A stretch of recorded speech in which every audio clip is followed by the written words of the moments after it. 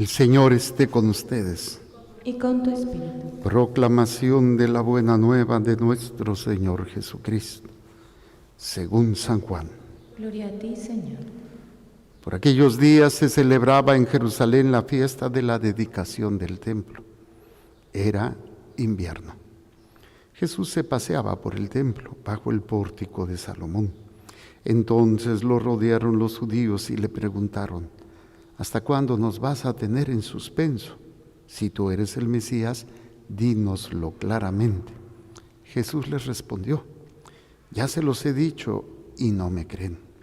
La obra que hago en nombre de mi Padre da testimonio de mí, pero ustedes no creen, porque no son de mis ovejas. Mis ovejas escuchan mi voz, yo las conozco, y ellas me siguen. Yo les doy la vida eterna y no perecerán jamás. Nadie las arrebatará de mi mano. Me las ha dado mi Padre, y Él es superior a todos, y nadie puede arrebatarlas de la mano del Padre. El Padre y yo somos uno. Palabra del Señor. Gloria a ti, Señor Jesús. Por la lectura del Santo Evangelio, sean perdonados nuestros pecados veniales. Amén. Brevemente sentados. Ser parte de es, una necesidad que tenemos todos. Ser parte de alguien, de una familia, de un grupo, de una comunidad, de un equipo, de lo que sea, de un ambiente. Primera, porque no podemos movernos y no podemos desarrollarnos aislados. Somos seres sociables, entes sociales que necesitan de otros.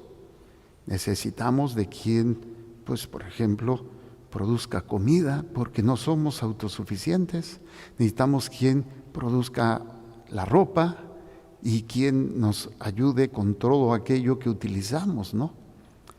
Esta necesidad natural que tenemos todos se va, obviamente, a veces complicando o se va haciendo más grande de alguna o de otra manera en la medida en que nos envolvemos más de lo material y de muchas cosas. Cuando alguien pierde algo o no funciona algo, a veces puede cambiar todo, a mí simplemente una tontería. Hace unas semanas tenía yo un trabajo que tengo haciendo hace un tiempo y lo tenía en uno de esos aparatos electrónicos y de repente de la noche a la mañana ya no prendió y dije, ay, oye, todo mi trabajo, y dije, por sonso, por no haber respaldado. Y hay gente que sí puede, se paralice, ya no puede hacer nada si no tiene a lo que está acostumbrado. A veces ese sentido de pertenencia es tan fuerte en las cosas que nos roban la identidad, que nos roba quiénes somos. Y a veces nos definimos por las cosas, incluso también por las personas que no son malas, nos ayudan a forjar una identidad, nos ayudan a forjar un carácter, pero no podemos permitir que esa situación nos defina, porque también cuando las personas desaparecen de nuestras vidas por las diferentes causas que sean, muerte o porque se tienen que ir a otro lado o por traición, muchas personas caen en esas crisis de identidad. Y una de las cuestiones que debemos de trabajar muy fuerte es precisamente nuestro sentido de pertenencia. ¿Qué es lo único que me puede sostener y permanecer firme a pesar de todas esas situaciones naturales de tener y no tener, de repente estar y de repente ya no estar, de repente, la salud y de repente ya no tengo la salud? Es nuestro sentido trascendental de pertenencia. Pertenecer a Dios, ser de Dios. Y muchos creen que son de Dios solamente porque llevan el nombre de cristianos. Y nosotros utilizamos todavía una categoría muy específica, católicos, que significa universal. Si supieran, por ejemplo, lo oímos en la primera lectura, ahí fue por donde por primera vez se les llamó cristianos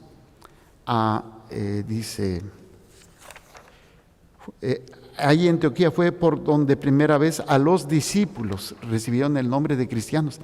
¿Y sabían que ese término en un inicio fue despectivo, fue ofensivo?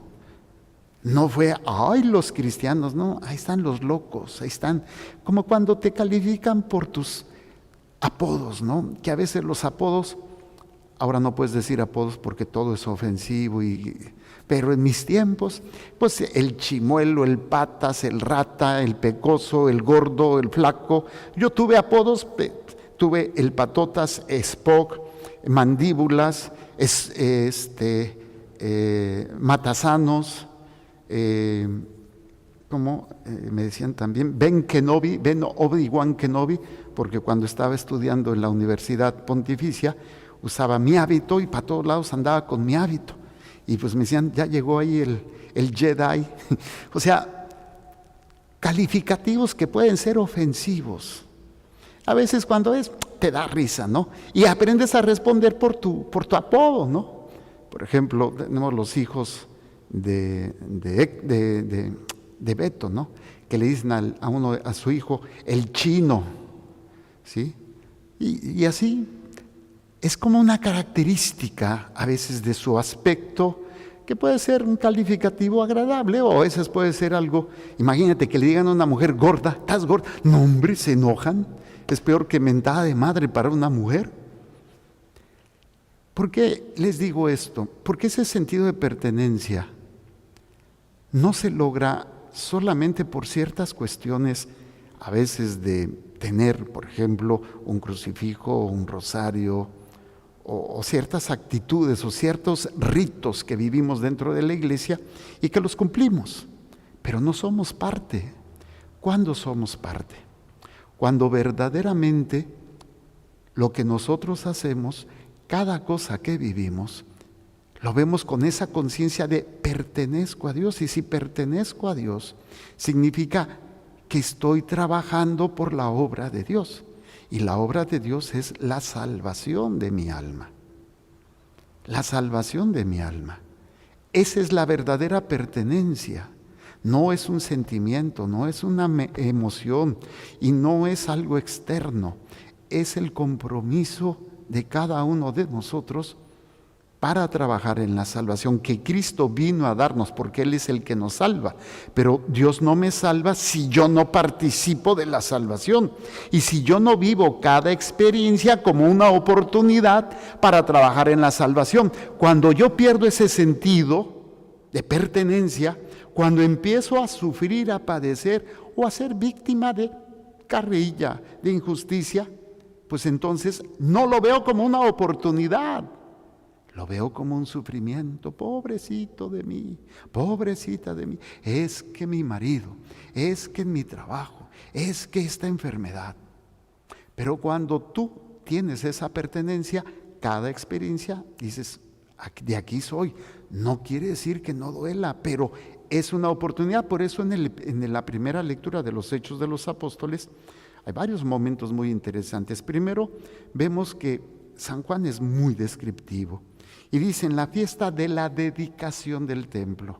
Es una fiesta histórica muy importante. El templo, que es el lugar donde radica o está en esencia la presencia de Dios y que es una luz.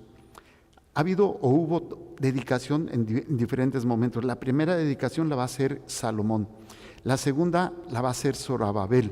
La tercera la va a hacer Judas Macabeo. Cada una de estas dedicaciones, menos la de Salomón, es porque el templo había sido destruido o había sido utilizado por invasión para otras cosas.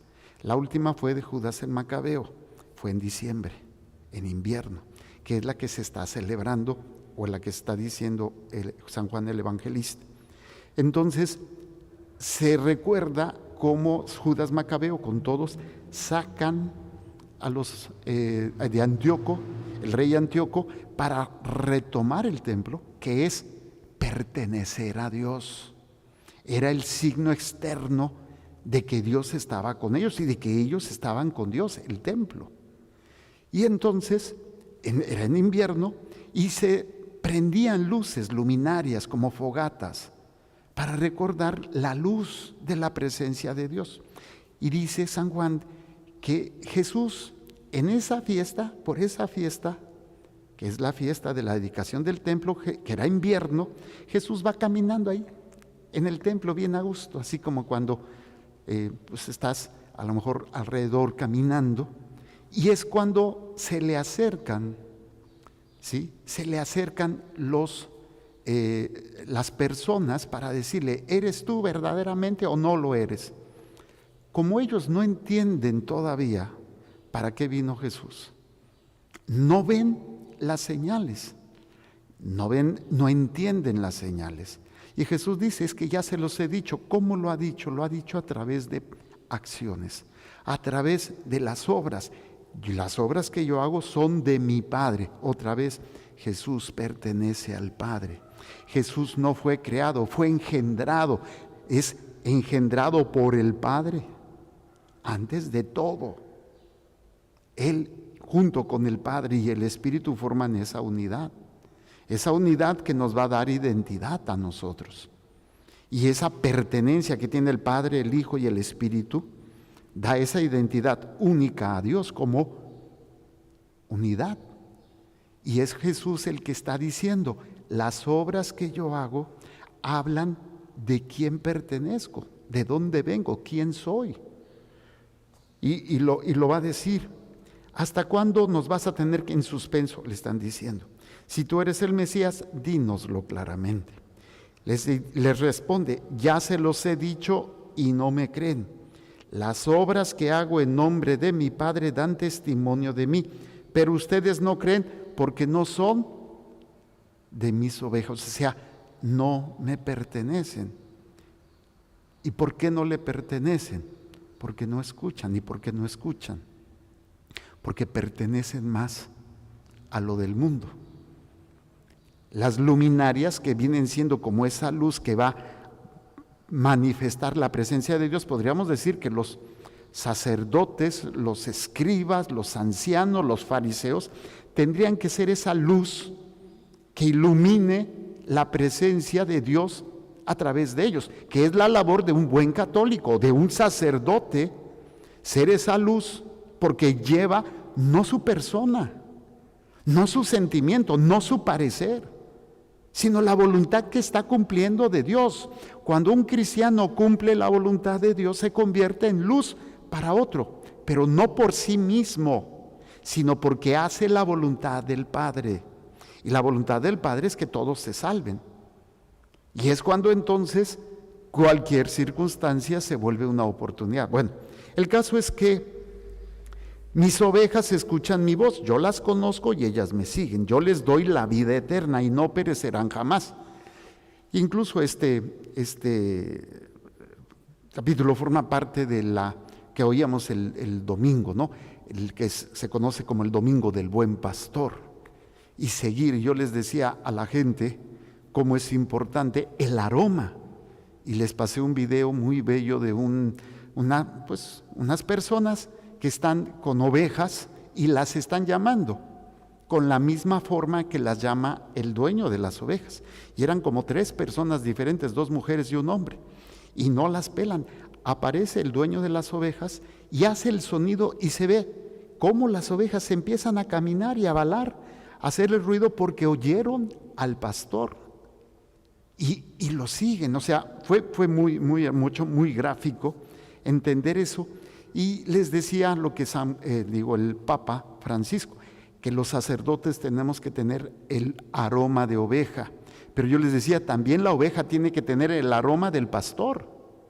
¿Y cuál es el aroma del pastor? El aroma del pastor es aquel que enseña. Los hijos tienen el aroma de los padres, como dice la expresión, hijo de tigre, pintito, de tal palo, tal astilla. Por ejemplo, veo la cara de mi querido monaguillo Gesiel, y es la cara de su mamá, ¿sí? Si le pongo un velo a Gesiel, hagan de cuenta, la misma cara, la misma sonrisa. ¿Y por qué? Porque tiene el aroma de su madre, pero también tiene su propio aroma, ¿no? Pero penetra esas características, la manera como es el papá, la mamá, cómo trata el papá a la mamá, cómo trata la mamá al papá, cómo son ellos, va impregnando el aroma de esos hijos. Y si esos papás no tienen el aroma de Dios, van a impregnar a esas ovejas de muchas otras cosas. Y cuando oigan, por ejemplo, el pleito, cuando el dinero, el placer y todo aquello que a veces no nos damos cuenta, entregamos nuestras ovejas, o sea, nuestros hijos, a otros falsos pastores, que después van a perder a nuestros hijos, porque ya nosotros estamos perdidos. Entonces, bueno, volviendo a este sentido de pertenencia, saber que Dios, que Jesús, por estar con Él y hacer su voluntad, me da la vida eterna, ¿sí? Y habla, nadie las arrebatará de mi mano. Y también habla del poder, me las ha dado mi Padre y Él es superior a todos. Nadie puede arrebatarlas de la mano del Padre. El Padre y yo somos uno, otra vez esa unidad, esa pertenencia. Ahora, ¿por qué es importante esto?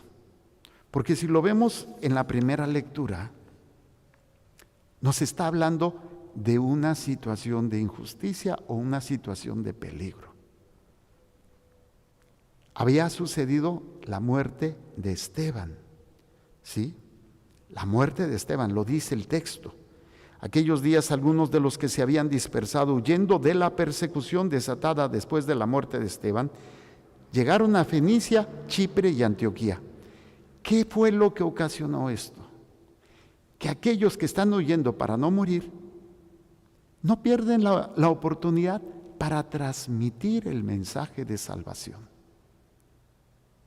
Esa es la gran diferencia de una persona que verdaderamente pertenece a Dios a una persona que cree, que se dice, pero no pertenece a Dios.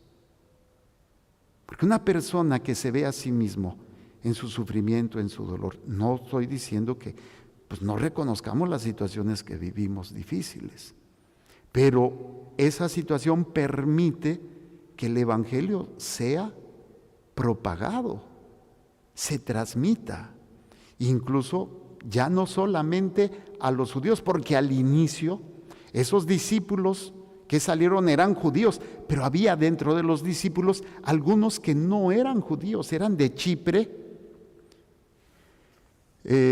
chipriotas y sirenenses. O sea, no solamente judíos, porque los judíos cuando salieron hablaron a puros judíos, evangelizaron a puros judíos. Pero estos que no eran judíos empezaron a evangelizar a no judíos. O sea, se empieza a propagar el evangelio. Por eso es interesante ver cómo nosotros cuando tenemos una dificultad, o tenemos un problema, o tenemos una situación, si desde esa realidad puedo utilizarla para transmitir mi fe. Y esto pues es una tentación que tenemos frecuentemente de que pues vemos esa dificultad, vemos ese problema y desgraciadamente aunque queremos, nos centramos más en el problema y desaprovechamos la oportunidad, porque mi sentido de pertenencia con Dios en ese momento se debilita. Se vuelve mi prioridad el que Dios me solucione mi problema. Sí, lo puede resolver, pero que yo no pierda de vista mi pertenencia. Y mi pertenencia es trabajar en todo lo que yo viva para la salvación. No estar centrándome, pobrecitos, tuvimos que salir huyendo, hemos perdido todo, allá lo teníamos todo. No, aprovecharon la oportunidad para evangelizar. Dice: sin embargo, hubo entre ellos algunos chipriotas sirinenses que al llegar a Antioquía comenzaron a dirigirse también a los griegos y a predicarles el evangelio del Señor. Y como la mano del Señor estaba con ellos, muchos se convirtieron y abrazaron la fe. Ahora, esa pertenencia no es de que en bola y así cada quien lo que quiera. Tiene que haber una cabeza siempre, un pastor que va marcando la pauta. ¿Qué pasa cuando los hijos, cuando están chicos o cuando están adolescentes, se quedan solos ¿Cómo queda la casa, mi querida Chuyita? No hacen nada, no limpian nada, están en la cama, están en el celular. No están. Tiene que haber alguien que ponga orden. La comunidad se está formando, pero no pueden estar solos. La comunidad, la iglesia de Jerusalén, oyen que se está formando y evangelizando, entonces mandan una cabeza, uno de los discípulos, Bernabé. Y Bernabé, al ver la obra, exhorta, enseña esta nueva vida. Y después, al ver esto, pues va a ir a Tarso para buscar a Pablo y empezar esta labor. Durante un año van a permanecer en Antioquía. Y la obra va a ser muy fuerte. Una obra que incluso veíamos que en Jerusalén se dio un profeta que predijo que iba a haber una gran hambre. Ahí es cuando sale este deseo de esta comunidad, de esta primera comunidad en Antioquía, de empezar a mandar, de empezar a mandar lo necesario para que la comunidad en Jerusalén no muriera de hambre.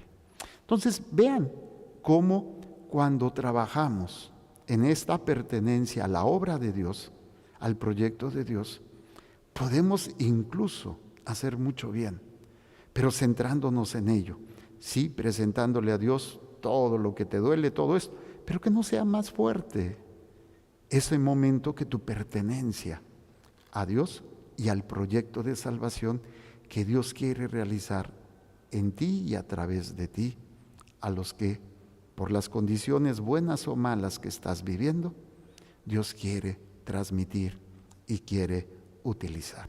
Claro, siempre en la libertad, porque Dios no obliga a nadie. Dios nos da una libertad. Y esa libertad me hace o pertenecer, ser de sus ovejas, escuchar su voz, confiar y obedecer. O no soy de Él, no confío, no obedezco, pero sí lo utilizo. Sí le pido, pero no soy de su rebaño. Hagamos un momento de silencio.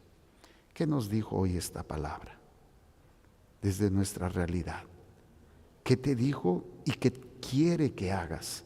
¿Qué es lo que te invita a realizar desde esta palabra predicada y proclamada?